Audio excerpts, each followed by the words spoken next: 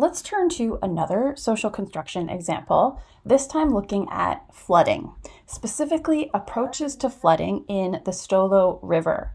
And this is today called the Fraser River, and it's in British Columbia. So the Stolo River has always flooded seasonally. And the river naturally expands with the snowmelt in the spring, and sometimes also with rainfall in the autumn and early winter. The First Nations that reside in the Fraser Valley identified this pattern over generations and incorporated this river's expansion and contraction into their agroecological practices. And they did this in 3 ways. The first way is that the Katzie First Nations engineered productive wetland niches. So they used the overflow of the river to boost the growth of wapato and other aquatic staple foods. Wapato is an important potato-like starchy food source that indigenous peoples eat, as well as was eaten by early settlers and lots of different animals. And here we have an image of this aquatic food source.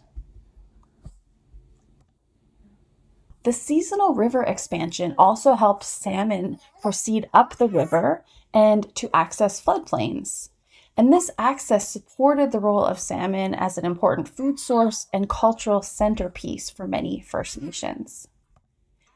And finally, the semi-nomadic patterns of many First Nations meant that they didn't even live on the floodplains during seasonal flooding.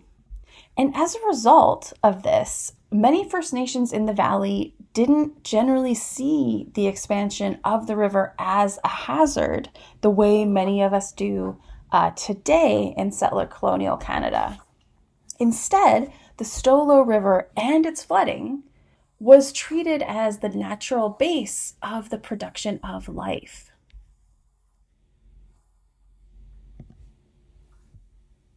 So this deep socio-ecological harmony between many First Nations and the Stolo River was interrupted by the colonization of the valley starting in 1858. Both the British Empire and the governor of British Columbia believed Turtle Island to be uninhabited and wild. And I'm saying those terms with air quotes. So these bodies created laws to help the land be, quote, managed and improved upon and owned by settlers. If you were a man and a British subject who had traveled to British Columbia, all you needed to do to claim land in the Fraser Valley as your property was to, quote, improve upon it. Now, how do you improve land according to the 1860 Preemption Act? Well, you build a dike or other infrastructure on that land, and then you could claim legally up to 160 acres of land around that infrastructure.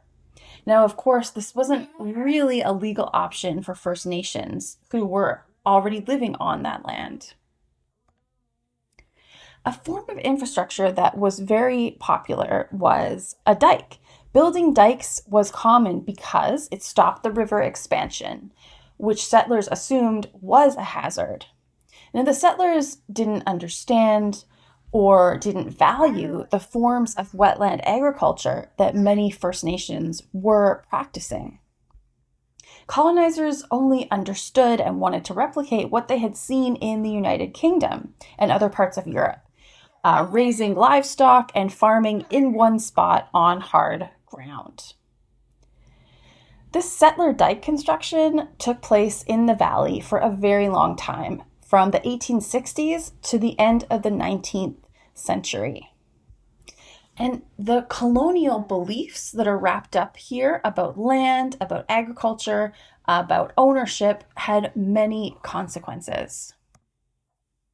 And now I'd like to introduce you to a key concept, which is the Thomas Principle. And this is a core principle within the social constructionist approach, and it was coined in 1928 by Thomas and Thomas.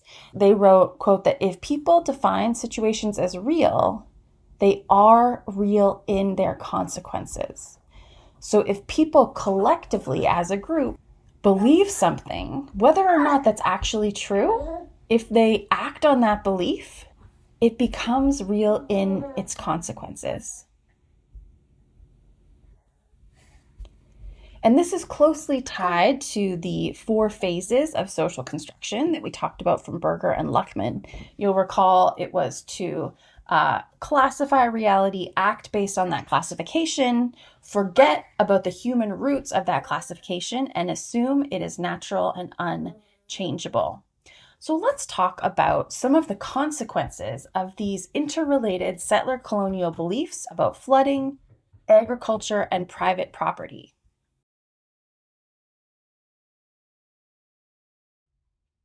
So some consequences of the colonial diking of the Stolo River is that, one, it literally produced a form of nature that became amenable to the agricultural practices of settlers.